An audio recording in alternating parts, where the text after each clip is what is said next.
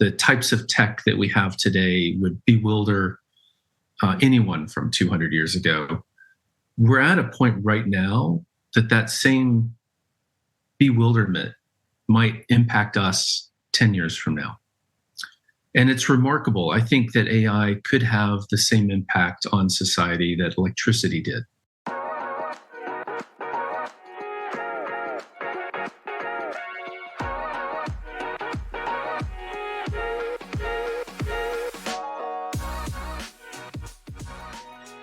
Hey, how are you? I'm doing great. How about yourself? I'm really, really good, thank you. I've been looking forward to this one because there's so many things that we can kind of cover and dive into. You know, we were introduced to one another through Andy Billings, a former guest of the show. From our first conversation, it was really engaging, and I just thought it would be a great opportunity to jump on and have a more detailed discussions. But before we dive into that, I guess it's best to start in a little introduction into who you are, what you do, and why. You want the elevator pitch of who I am, just the one-liner right off the bat. Yeah. So I guess in a nutshell, I would say I'm someone who's fascinated with innovation. And by that, I don't just mean technology, but I mean the people who create something new out of nowhere and the impact that it has on society. It harks back generations in my family. And I think some of my forefathers, my grandfathers, my father have influenced my career path without knowing it because of some of the things they've done as well. Yeah, exactly. And I think the first time we spoke, you talked a little bit more about your grandfathers and also your father and their entrepreneurial journey. So let's maybe talk about them in a little bit more detail. Yeah, it's a little interesting actually. So I grew up in Tennessee in a town just outside of Knoxville, and both my grandfathers had moved to a town called Oak Ridge. And Oak Ridge was a secret town built during World War II for the Manhattan Project to actually build the atomic bomb. Neither one of them worked specifically on that, but for many years you couldn't find Oak Ridge on a map. They just made it in the middle of this big mud field, and they attracted scientists and engineers and leaders there. Huge wealth of smart people came there. And my two grandfathers, actually, so one of them worked at Oak Ridge National Laboratories, and he was a physicist. He actually invented some of the first lasers. I remember going to engineering conferences with him when he was in the 70s, early 70s, when he was showcasing some of the laser development that he built. And I think that I get a lot of my interest in technology from him. And then on the other side, on my maternal side, my grandfather was the president of AFL-CIO. And so he was the president of this big labor organization, obviously thinking about the care of workers, building things. And I think that a lot of my social impact and my interest in how technology affects society sort of is driven from those two people. Exactly. How was it in respect to the shaping of you from a young age through to your college years? Well, yeah, I mean, that was part of it. It was the influence of these two people, but I also went through a lot of change and innovation myself, moving every year or two growing up. I actually went to 4 high schools. I mean, I moved around quite a bit. And in every time I moved, I used that as a point of self-reflection. What did I like about the last experience? What do I want to see differently in the future? And I think that, in addition to the influence of some of the people ahead of me, kind of helped change who I am and maybe made me a little bit more reflectory of who I am and the impact I might have in the world too. On the college period that you had, I remember the first time that we spoke, we talked about that crossroads moment. What influenced you towards the pathway that you ultimately took? Yeah, it's interesting because in high school, I wanted to be an architect. I actually studied architecture and drafting for 4 years. And it was the launch of the Pentium processor back in the late 80s. I was still in high school at the time. And I was convinced that computers were going to automate that process. And of course, I was wrong. They actually ended up becoming a tool that architects used. But I didn't quite know what I wanted to do as an undergrad. I actually ended up studying philosophy as an undergrad with the thought that I'd become a better thinker, that I'd become more well-rounded. And as I got towards the end of my undergrad career, I began thinking about what really drove me, what I was passionate about, and what I might want to pursue in graduate school. And at the time, I was a long distance runner and a triathlete. This was kind of early 90s. And I became interested in human performance. And so I actually entered into graduate school, initially studying exercise physiology. Wanted to work with Olympic athletes, helping them to achieve better performance. And I was also curious on how I could help myself as well.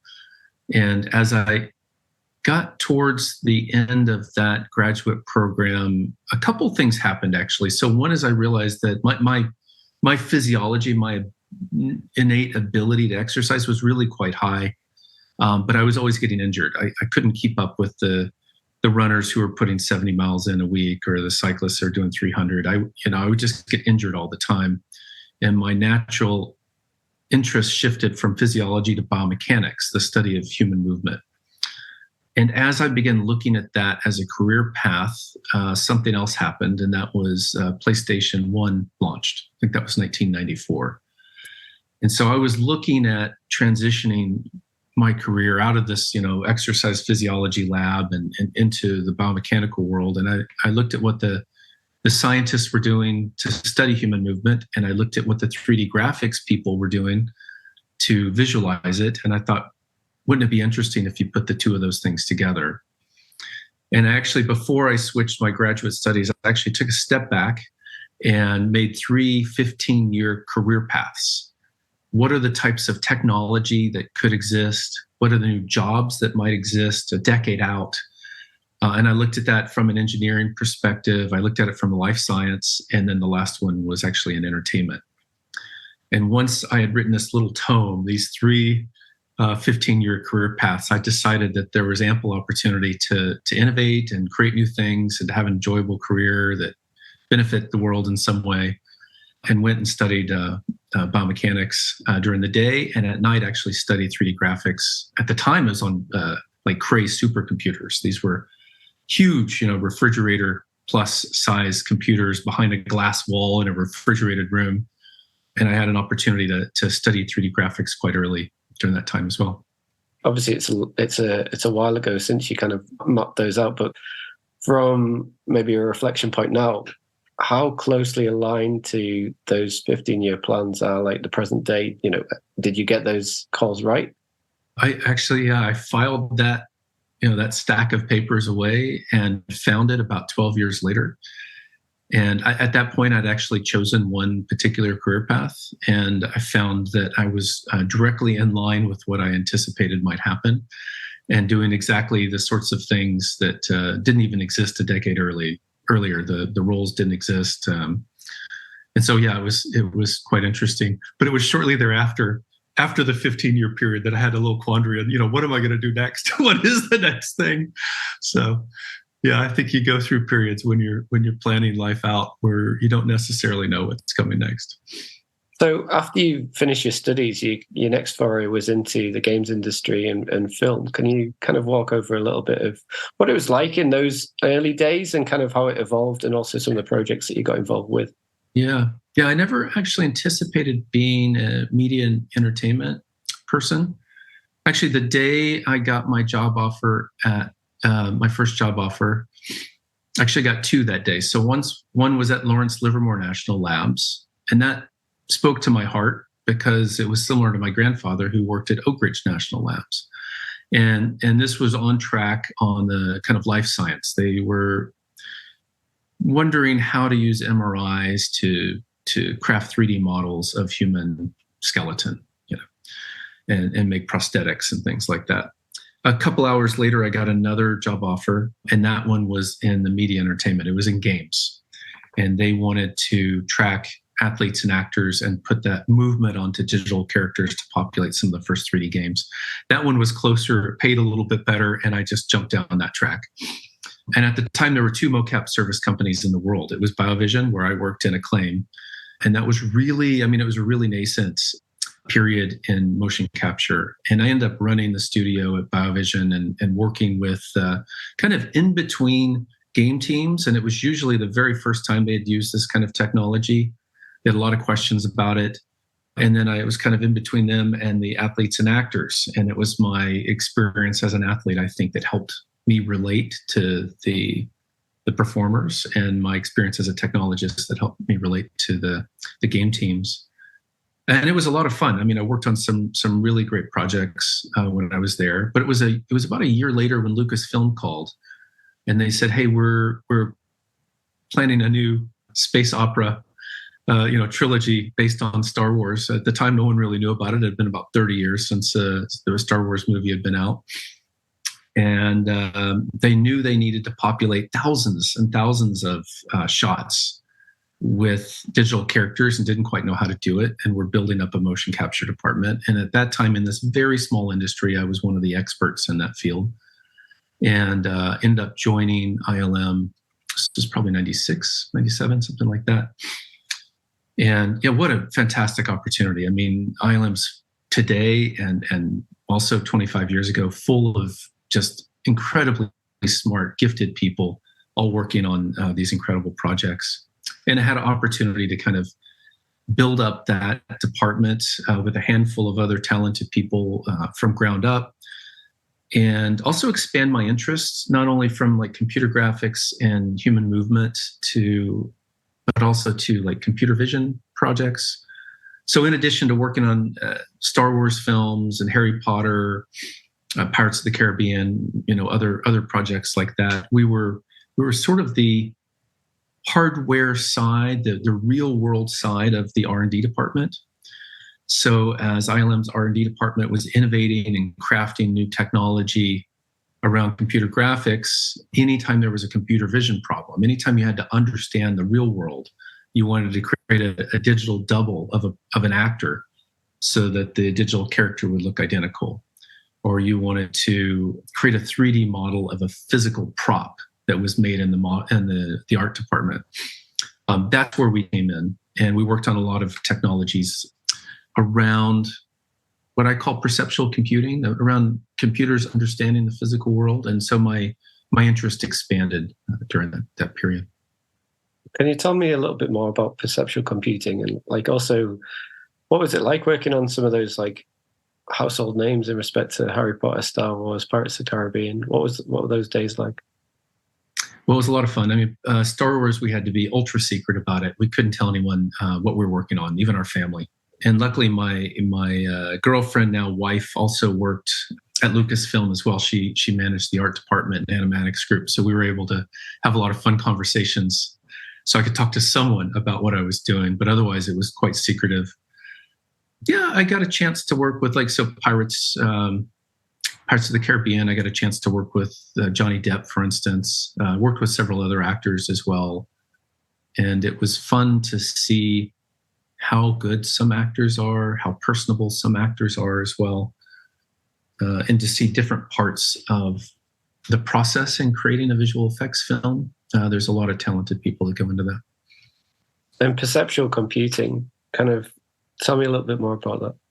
Yeah, that's basically computers understanding the physical world, and so it's usually using cameras. I mean, it's in your mobile phone now. The sensor that allows your phone to know if you're holding it in portrait or landscape is a little IMU that measures rotation. It is sensing something in the real world. The depth sensor that Apple uses for Face ID to allow you to log into your phone, that's perceiving the real world. And so it's increasingly become a part of our daily lives. If you look at the push into self-driving cars, massive use of perceiving the real world and making decisions on a very fast basis. And a lot of these have long been science fiction, things that seemed possible but were extremely hard. And it wasn't until some of them, the technology is still being developed, and there's huge advancements around AI now that are really pushing that ability for computers to understand the world around them. A lot of focus has been placed upon AI recently in respect to OpenAI, ChatGPT, and their wider implications in respect to the challenges that it potentially creates and also opportunities as well. Touching on your experience, what are your viewpoints in respect to AI now and also where we potentially go in the future ahead? Yeah, I got interested in AI more in depth maybe 4 or 5 years ago, and actually joined an AI startup. We were leveraging machine learning in particular to create from a single photograph a 3D avatar that was customized to a particular person. It sort of looked like a DreamWorks style avatar. And then we could bring it to life from audio or text. And that was a really interesting technology. We ended up exiting to Roblox right before their IPO. And it appears that this is going to be their new avatar system, allowing the kids to sort of showcase what they look like in avatar form as they play the game. And I like to think back, if you'd taken someone from 200 years ago and then dropped them into today, 200 years ago, we didn't have electricity. We didn't have manufacturing. We didn't have telecommunications. The types of tech that we have today would bewilder anyone from 200 years ago. We're at a point right now that same bewilderment might impact us 10 years from now. And it's remarkable. I think that AI could have the same impact on society that electricity did. And so it can definitely be used as a method for good, or it could be used to the detriment of society. And I think it's up to technologists, founders, and also the government to build technology and to manage technology in a way that benefits society. Whether we have this utopian future or dystopian future ahead of us, I think depends largely on what we do as a society. And actually, just before our call today, the EU passed one of the largest restrictions around AI use. And I haven't had a thorough ability to dissect what was passed today, but I definitely believe that it is something that needs to be managed and regulated on a government perspective. And if we want it to be used for a force of good, that we need to take careful note of how it's being used. Now, that being said, AI itself isn't intelligent. It's just being trained on a host of data. And there are some people who think that AI is going to put the humans to the point of extinction. I'm really not worried about that sort of thing, barring, common sense and how we apply this kind of technology to the world. It would be a shame that, 10 years from now, 20 years from now, that if we've moved into sort of this big brother version of the world where a handful of individuals or corporations have profited from the use of AI at the detriment of all the rest of us, right. That something's watching us at all given times, perceiving what we do and every action that we do, that would be very unfortunate. And I think that would have been a disaster for society. On the other side, on the utopian side, it's very easy to imagine a world in which information and ability is at our fingertips, that us as humans can exist with fantastic ability to engage with one another, to get information, and potentially not to have to work very much, but live a great lifestyle. That's the version of the future I'd like to see. Yeah, me too. I think that's why it's so important at the moment to reflect and also to educate. AI to me isn't something that's going to steal people's jobs.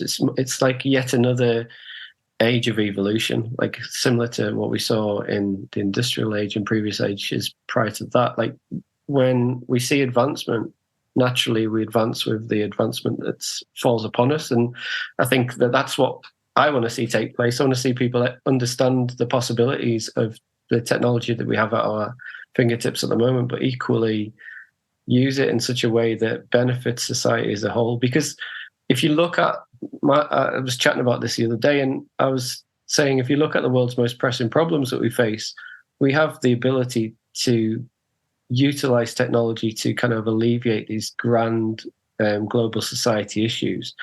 And that is a real opportunity, because it's about becoming more conscious.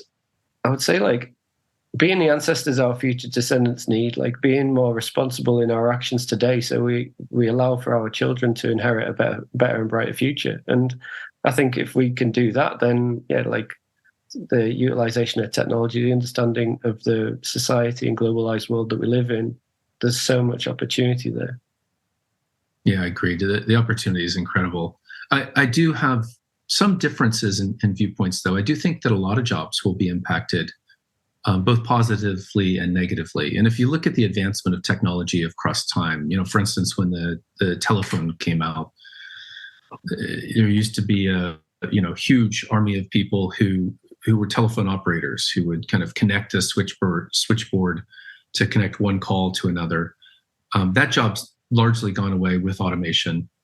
And similar to that, we're going to see a number of roles that are going to change, that are going to be impacted by AI. But like that time period in which we automated the switchboard, there were new jobs that came up that were more interesting to people, that were more rewarding to people. And I hope that some of the automation that occurs with AI will allow people more freedom to follow their passions and not just an elimination of people's wealth. Yeah, exactly. How do you think it's going to impact like the sectors that you've had a lot of speciality within, being games and movies? Yeah, I think there's a lot of areas for creative people to be more efficient and to realize their creativity in ways that they couldn't before. I think we'll see in the game world, I think we'll see fantastic worlds and sort of endless games where people can get far more engagement as well as communication with other players. I think all of that will improve significantly. On the film side, I think that the barrier between the indie creators, that kind of creator economy, and the high visual effects blockbuster films, I think will shrink. And I think we'll see a number of really innovative young directors and talent be able to showcase their visions of entertainment in a way that just weren't possible without huge budgets and massive kind of visual effects budgets before. Yeah, exactly. I think I'm with you on that one. I think it's definitely become an age of accessibility. Like when technology has advanced to such a stage, then it opens up the gateway to all forms of storytellers, and I think that's for the good. And bearing in mind, especially of the evolvement of society over the last couple of years, there's so many really engaging, detailed narratives to be told, and I think that's only a positive, right? Yeah, and what we've seen with TikTok and YouTube is that there's a whole huge culture of creativity that has come up, and you look at the level of quality of individuals who produce content. Is quite incredible. Even the growth in the last 5 years has been amazing. And so to provide them tools to enable that creativity to jump another level, I think is going to be wonderful. Around about the time that we're recording this, it's not too long since Apple launched their Vision Pro. I'd love to get your take on those. Yeah, my first use of VR was back in the late 90s.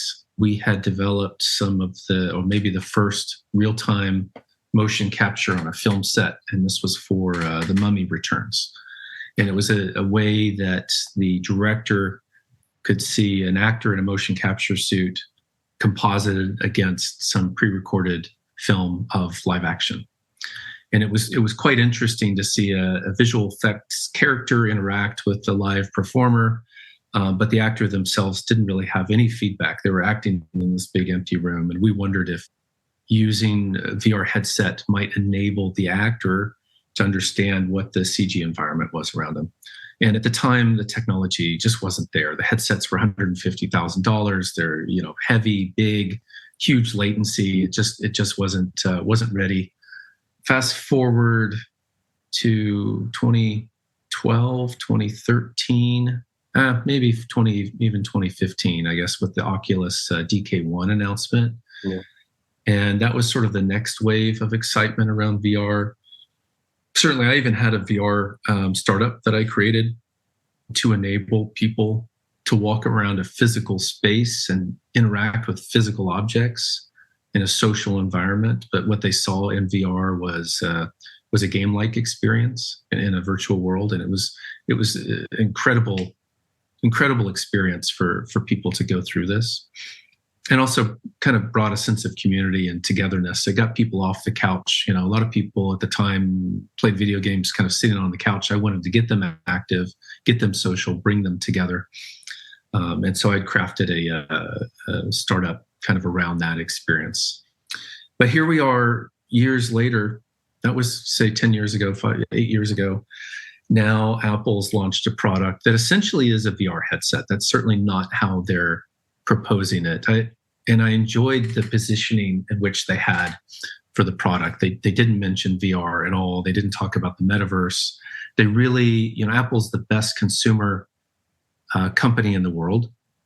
And they really focused it on kind of consumer use cases, how people might want to engage, how they might want to socialize with one another.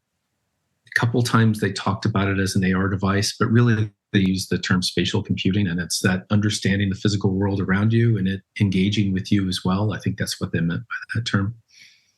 Overall, I think the product is quite incredible. If you look at the amount of technology itself, I mean, there's, besides the keyboard, you've got a MacBook Pro with a significant number of additional sensors, more cameras, more LiDAR, eye tracking, all of this embedded into a single device that's both wearable, mobile, not too hot, can operate for a couple hours. From a technology perspective, it's incredible what they've done.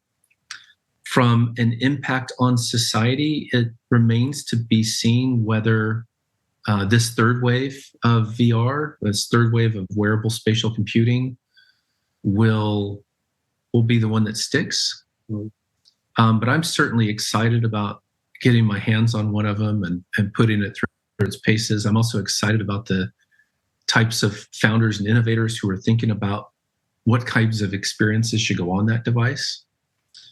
It's really going to be incredible what we see over the next handful of years.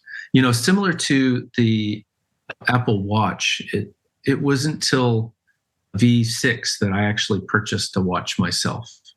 But Apple Watch number 1 was definitely met consumer expectations. There were a lot of people that used it. iPhone 1 didn't even have copy paste. If you think about that, that wasn't part of the minimal viable product for the first iPhone. But fast forward today, and it's immensely useful. It's replaced a significant number of dedicated single-use hardware devices out there. It's added a lot of connectivity and value to our day-to-day lives. And so it's quite possible that maybe by version 2, version 3, version 4, when the form factor becomes smaller, when the social use and societal implications of wearing something on your face becomes more acceptable, and when it is proliferated with a number of new apps and experiences that can enrich our daily lives, I think it could be quite powerful.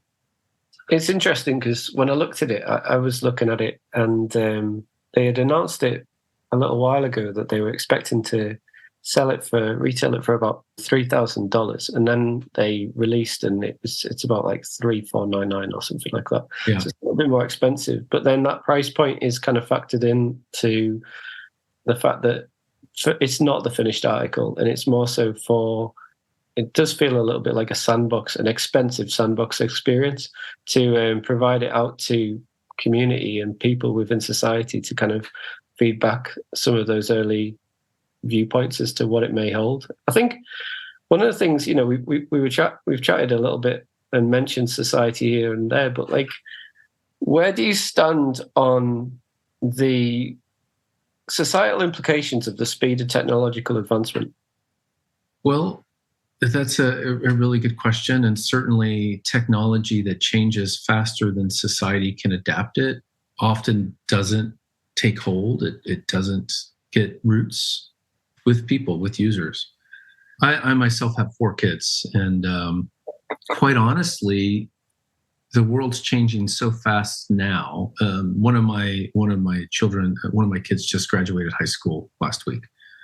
I don't know what kind of jobs are going to be there 10 years from now. I don't know what she's going to do in the world. I would love to see that technology support our children and support our planet, our climate as well, such that they have a better world ahead of them that's more beneficial, that they've got more opportunities, that they can live a more passionate, balanced life. And I hope that every generation ahead can leverage that and benefit from it as well. So I guess, like, how does the work that you do today in respect to your personal desire to drive that impactful change, how does that implicate and work into maybe the firms that you support, the projects you get involved in, that decision-making process? Well, I try to use my daily job as something to better the world. And I think that venture capital can be a force for good, that we can foster and support the types of founders and innovators and technology that's being developed to benefit the world, as opposed to just look at profit.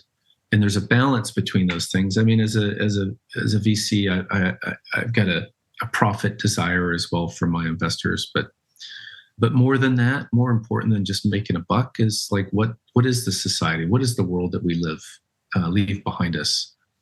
And maybe more than any other role outside of government, I think the role that I'm in now can be a facilitator for good, because it can impact and accelerate so many companies and so many founders that have that vision, that have that desire to improve the world. I guess, like, the cool thing about VC as well is when you are making that decision point, you must be given so many different opportunities to invest in companies, but likewise, an idea is only as good as the people behind that idea. So the people factor must be a big driving point in who you invest in and support, right? It's definitely a big part of it. And with some of the potential negative consequences of technology, it's also their ethical desire, their go-to-market, how they're thinking about how technology will impact the world. So it's a little bit about who the founder is. It's a little bit about what their vision is. It's a little bit about how they want to bring it to society. And it's a lot of mixed signal information that you have to process and think about. So harking back to earlier on in the conversation where you talked about like your 15-year foresight into what you expected to eventuate, what do you believe the next 15 years hold? I don't know if that's quite possible to predict the next 15 years. Just like someone 200 years ago couldn't predict what life might be today, the challenge of predicting the next 15 years is far harder than it was back in 1995 when I predicted it. And that was a time the internet had just really come to the public a year earlier. And so there was a lot of change happening during that time period. So it's amazing to think about the rate of change is changing itself. It's constantly accelerating. But what we see is we look back. We look back at the last 15 years. We look at how much change and transformation has happened during that 15-year time period. And we think that the future is going to be the same way, that rate of change is going to be flat. But the rate is actually changing itself. And so to predict 15 years out is really quite challenging now. I kind of have that 10-year vision of what society might be. And even that is really, really challenging. And so what I look at today is I try to look at problems that technology could solve, ways that we can improve the world, sort of 5 to 10 years out. How could technology, how could startups, improve that world over that time period? And then maybe what their impact might be further out. But honestly, it gets really fuzzy really quick. And it's as much an art as a science. I agree with you on the speed of change, like things that historically, if you look back to, say, the 80s, 90s, things that could have taken place over a 15-year duration, today it's 2, 3. Well, look at the last 6 months have been insane, actually. I mean, what we've seen, I remember going at Thanksgiving. I was over at a friend's house. His daughter is an amazing artist, incredible artist. She's 13 years old, but draws at the level of almost a professional concept artist. And I remember thinking, and this was just days after like Stable Diffusion, DALL-E, things had launched. Most people didn't know anything about 2D art, generative AI systems. And I remember thinking about how the future might change for her. And here we are 6 months later, and generative AI is kind of in the lexicon of most common people.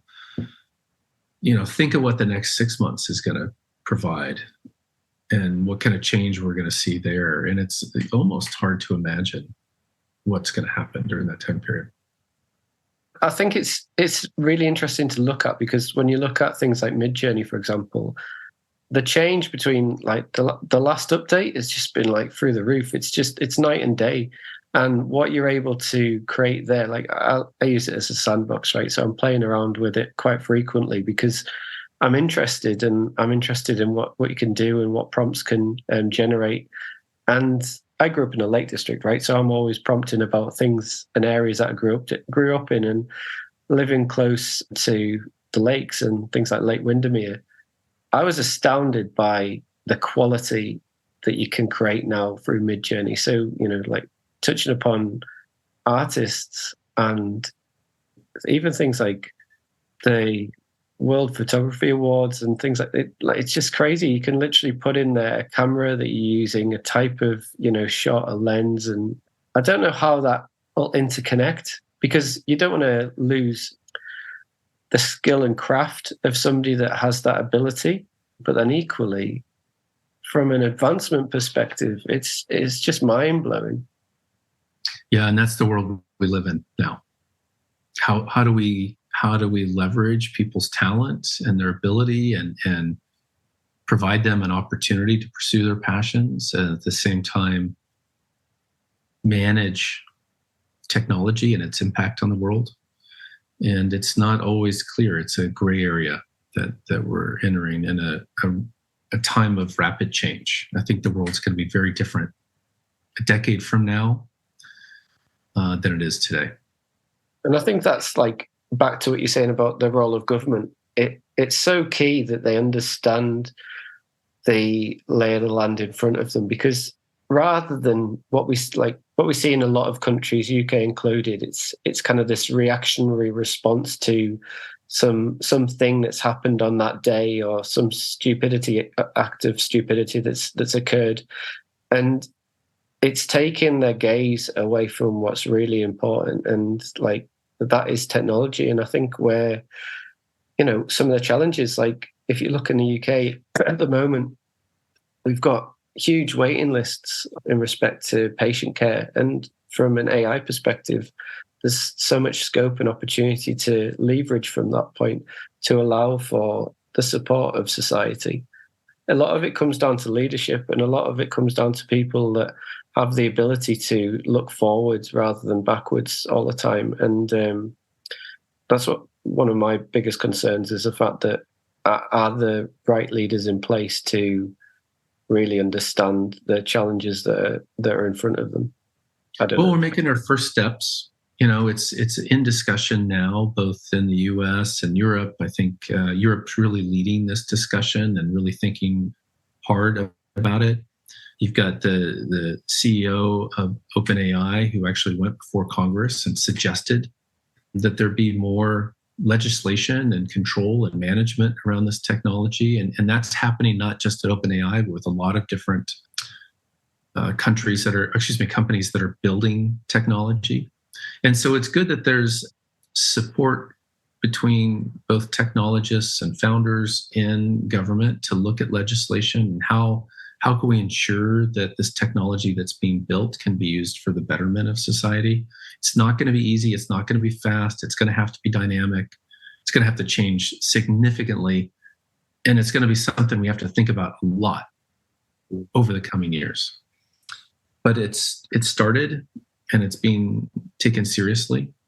I think what's more important is that when we get to a generalized AI, not just sort of a narrow use cases for AI, I think there's quite a lot of value that can come from those. But when we get to sort of this generalized, autonomous thinking AI, that's when we have to be really careful.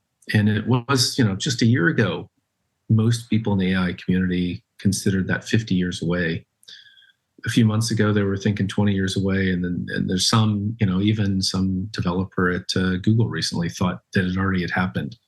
a product he's working on. And so that's happening quick. And I think it's important that we regulate, that we look at how to ensure this is being used well.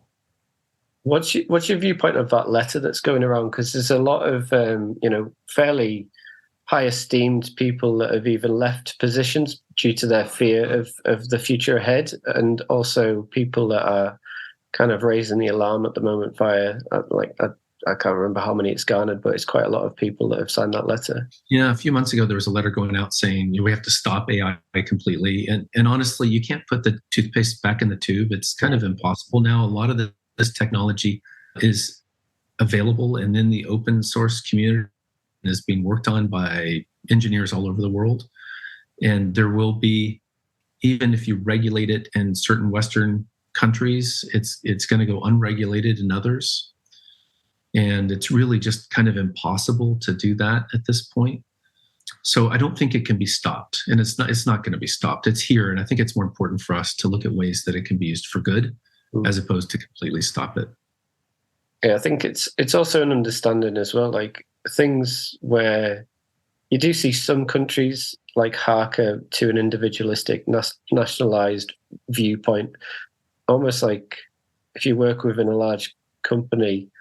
It's like that siloed mentality, right? Where you've got these little silos that are kind of doing their own thing. I think that there does need to be some form of collective governance to understand and like regulate properly. And also, I think also because it's still being built, we still have a real good opportunity to build the foundations on values, on a real value system of how we design and how we deliver and execute. And I think that this is the stuff that really intrigues me, right? It's the conversations that are taking place today, and the companies that are going to be founded, and the businesses that are going to kind of develop from this period of disruption in the exact same way as if you look back to the age of how the games industry evolved over the years. It's like disruption is a positive catalyst for change. That's the intriguing factor for me. It's like the conversations that are going to take place today and how they are ultimately going to shape society as a whole. That's the thing that's interesting. And I also think it has to be done in a way that where there's not a digital divide. So, you see large parts of Africa, for example, that don't even have access to the internet. And I want to see less of a digital divide so everybody has an opportunity to thrive and prosper, I guess. Yeah, on the same time, you see some of these third world countries that have leapfrogged several layers of technology that the Western world went through. And so there is an opportunity for technology and innovation to help kind of level out that playing field, to provide information equally among people. And I think we'll see a lot of advancement in third world countries in the coming years to allow information and knowledge to be shared and experienced more freely and equally with the Western world. I mean, the fact that you and I here, we're on two different continents right now, communicating live over the internet. I mean, even that concept, 15 years ago was sort of, well, maybe 20 years ago, was sort of unfathomable. And it's amazing that that this type of technology enables connection between people. It enables us to know one another better, to understand the world a little bit better. And if we use technology that's being built today to even increase that, there's a lot of ways we can improve the world. If you had obviously we've talked about how the speed of change occurs dramatically quicker these days versus what it's done in the past. What would you say are the biggest opportunities in the foreseeable future and also the immediate challenges? And what types of industry businesses would you like to see come to the fore? Well, I think there's opportunity around the medical field that could be quite interesting. The ability to get assistance, whether that's a physical illness or injury or a mental illness as well, that technology exists now and products can exist in the short-term future that help eliminate depression, anxiety, that allow you to be serviced more quickly for medical professionals, or at least technology that's been trained on medical professional information. And I think there's a big opportunity for good there. It doesn't necessarily replace the role of a doctor, but that access to information, that access to assistance can be at our fingertips. And of course, that's going to benefit the vast majority of humans as well. So I think that's one area that we'll see a lot of improvement and a lot of benefit and a lot of change. It's also going to happen in the legal profession and, the business profession, the ability to kind of work through documents, to understand legal documents, to prepare them more quickly. I think there's going to be a lot of change there. In fact, most white-collar jobs that have information at the source of that role will see some change and acceleration to the users of that information. What about challenge? Because, we're both fathers, right? So what are the immediate challenges that you foresee for our children? Well, we've just come out of sort of the social media decade. And I think what we've seen is that the data that we pushed out into the world is actually being leveraged maybe against us. I think it wasn't until recently that people began to understand that by using social media, that they actually are the product, that, what appears to be freely communicated to others is actually being leveraged to understand and sell to them as consumers. And I think that now that AI is, that information is more easily digested, understood, associated, that the fear I have is that the information we've put out in the world can be used to harm us. And so for kids, I think, especially kids today that have grown up on a device, they've grown up connected to one another, they sort of readily give away their privacy. What I worry is that that's going to come back to haunt them, that they won't have the ability to sort of be independent, to be unknown. And I think that could be to the detriment of society. That's what I worry about with my children. I really have grown my children to appreciate nature, to get out into the physical world, to engage off of technology, and to understand the beauty of nature, and to appreciate the planet that we're on and the other animals and people that we inhabit it with. And I think we have to balance technology with the natural world as well. There's a lot to be said about the epidemic of isolation, and there's rising stats around addictions, and we as individuals have to pick that apart, right? It's not necessarily as the wider society, it's actually our own usage, our own day-to-day lives. How do we make sure that we find that balance? Yeah, so true. I could talk to you all day because I find what you do absolutely fascinating. But I just want to finish out with one last question, and that would be your closing point, your key thought and takeaway that you'd like to leave with our audience. Well, I'd say follow your passions. Find what makes you tick internally. Pursue it rigorously. Look for ways to leverage it to benefit others in the community or in the world. And accept that change is going to happen, that the world that you entered into when you were born is going to be very different than the world that you leave on your end days. And just embrace it and encourage it to be better. Amazing. It's been an absolute pleasure speaking to you. And thank you very much for your time. Yeah, my pleasure. Thank you for listening to the Purpose Made podcast. Don't forget to subscribe to Purpose Made wherever you normally get your podcasts to hear the latest news and views. You can also find and follow us on Instagram, LinkedIn and Twitter, or contact Peter directly to connect, inquire about Purpose Made, or request to be featured on the podcast. We look forward to welcoming you back soon for another episode.